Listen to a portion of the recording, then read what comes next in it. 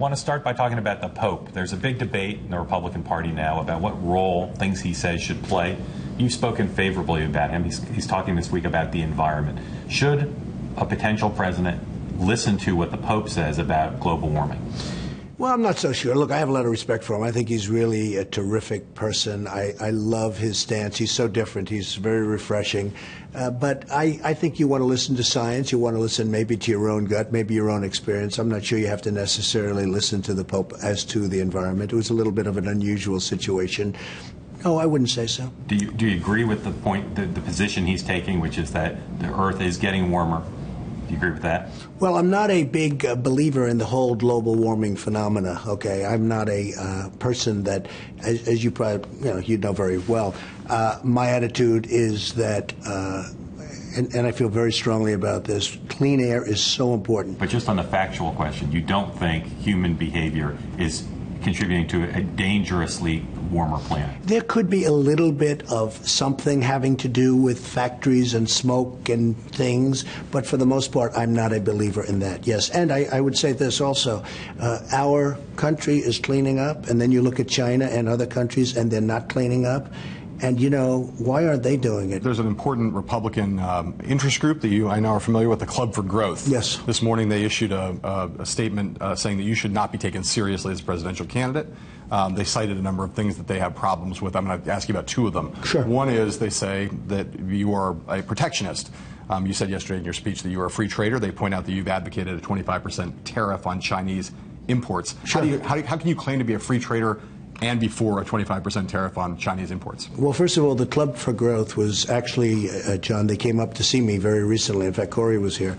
And they sent us a letter, I think we have it, asking for a tremendous contribution. That's interesting. Yeah. In fact, I was shocked by the amount of money we're talking about. So that was wonderful. Second of all, I do believe in free trade, but only if you have smart leaders.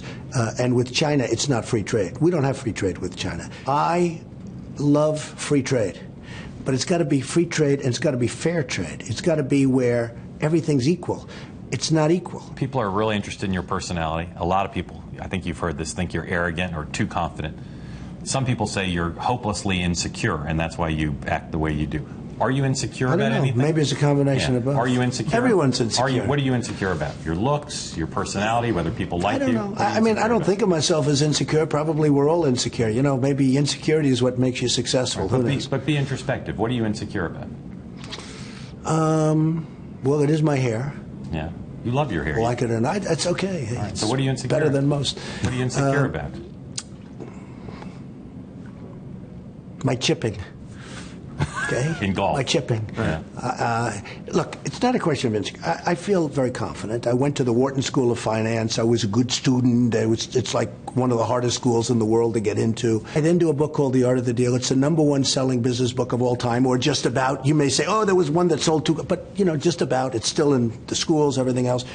I then do a show called The Apprentice. In the meantime, I build this incredible empire. It's got a tremendous net worth, very little debt. And then I hear some pundit or some person say, he doesn't deserve to be on the stage with a senator. The senator is nothing. And I'm not saying, or senators are nothing, I'm saying certain people are zeros. And I'm not supposed to be on the stage with these people? I mean, give me a break. Because you've never run before, most of the people in this race have, people are wondering how you're going to conduct yourself. I just want to ask you about a couple things. I don't know. Will you run negative television ads against your opponents as common in politics? I don't see it. I'm not so sure I'm going to do that many ads. People know what I am, and they know who I am. I'm a very, I've been acknowledged. Business Week did a story, and they said, I guess, a poll of their readers, and they rated me the best negotiator. So I don't say I'm a great negotiator. Let me pin you down this. You said you don't see it. Will you run negative television ads against other Republicans? I might. You might. I might. I don't know that I will, but I might. Yeah. And if you did, what would be off limits? What wouldn't be off limits? Would you just run them on policy, or might you run them on their finances or their personal stuff? I wouldn't do personal. No, I wouldn't do personal. I would probably do policy. I'd probably do maybe the past. I've had a very good past. I've had great success. You've been critical, for instance, to Jeb Bush on Common Core and immigration. I am very critical. Could you imagine running negative ads against him on that? I could see that. I don't know that I do that. People for years doubted how rich you are, and you were right. You much richer than they thought. Yeah. People want to know, how much of your own personal wealth will you spend on this campaign? Well, it's a great question. I mean, it depends. Look, I'm an intelligent person. I would say that it could be that my campaign doesn't resonate. And I'll call you guys and I'll say, John, Mark, it's not working. I'm not so proud. I'm proud, but I'm not so proud. And I'm certainly not stupid. And it could be that it's not resonating. Right now, I think it's resonating better than anybody ever thought possible.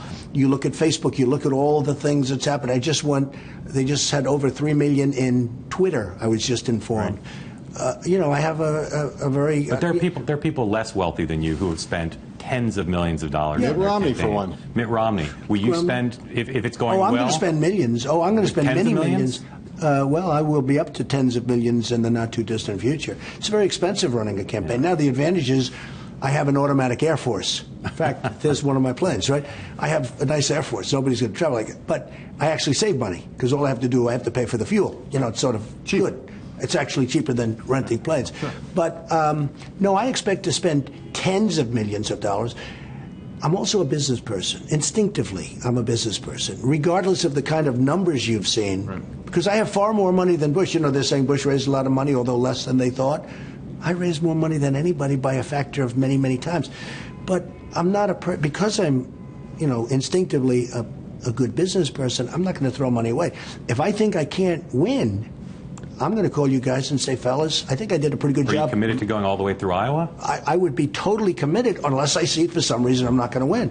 I do believe in polls. I had a good poll in New Hampshire the other day. And again, it'll be very interesting to see after this because most of my negativity in polls is because people think I'm not going to run.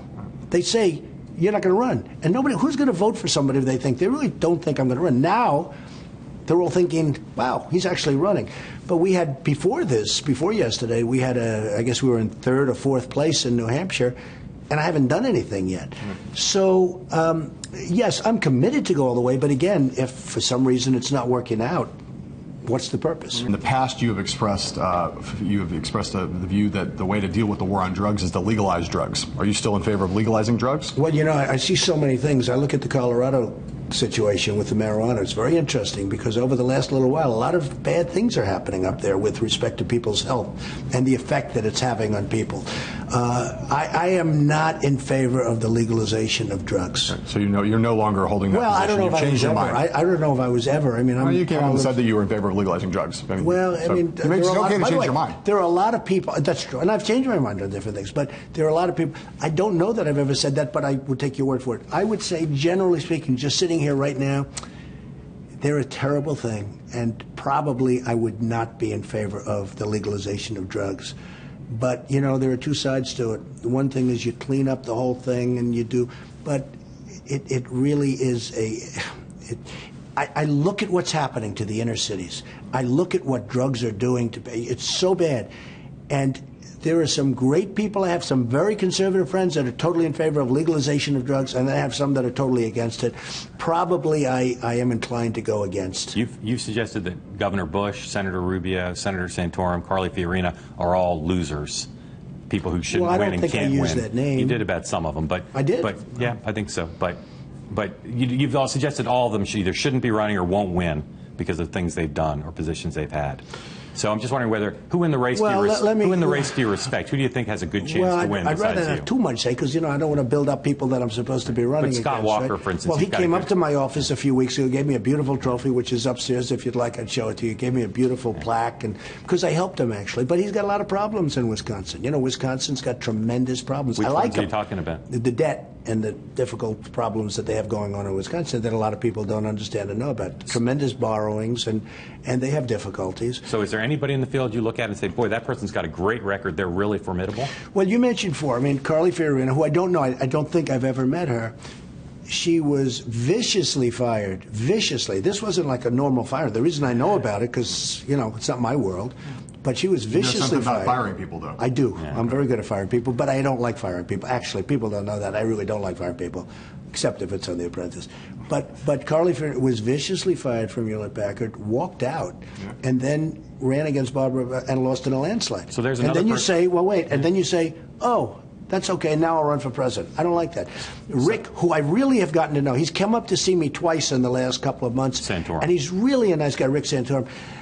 But I tell him, I say, look, you were a sitting senator in Pennsylvania. You lost by 19 points, which is like a record.